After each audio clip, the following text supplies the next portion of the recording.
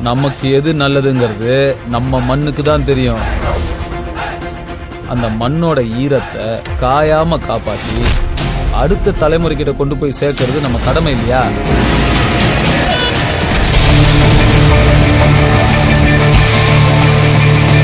ரெண்டு பேர் கூட வந்திருக்காங்கன்னா ஏதோ பிளானோட தான் வந்திருக்காங்க.